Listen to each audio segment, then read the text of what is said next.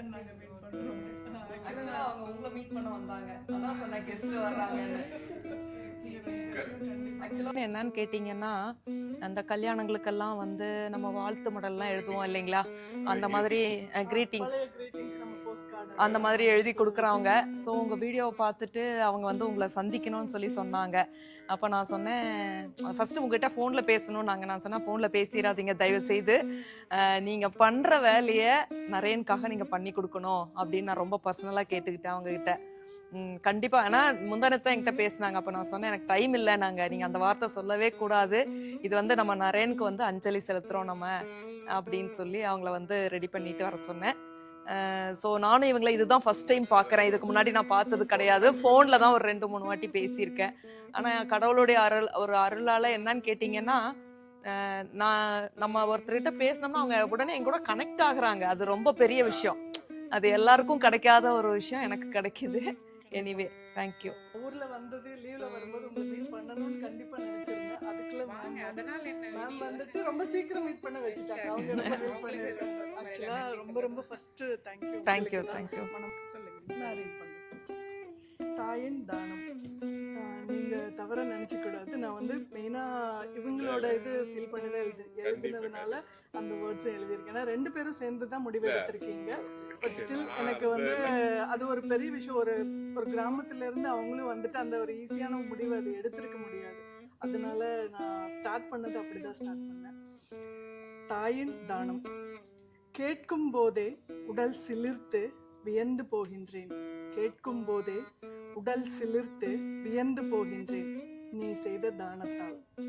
மூட நம்பிக்கையை முறியடித்து மறுபடியும் முளைத்த பட்டிக்காட்டின் இன்னொரு படைப்பாளினி. மூட நம்பிக்கையை முறியடித்து மறுபடியும் முளைத்த பட்டிக்காட்டின் இன்னொரு படைப்பாளினி. முடிவு செய்து தொடங்கினாய் தானத்தை. முடிவு செய்து தொடங்கினாய் தானத்தை. எழுத நினைக்கும் பொழுதே மனதின் கணத்தால் என் பேனாவும் நடுங்குகிறது. எழுத நினைக்கும் பொழுதே மனதின் கணத்தால் என் பேனாவும் நடுங்குகிறது.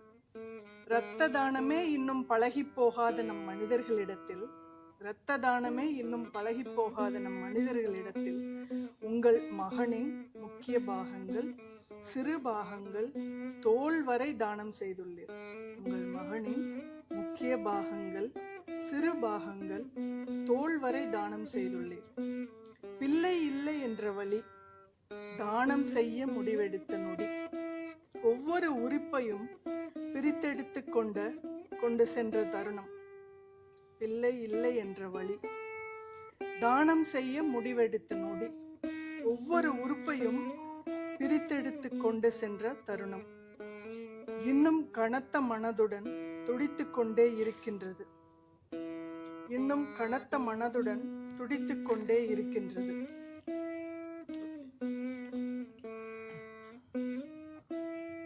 கண்ணீரையும் தாண்டி கடவுளானீர்.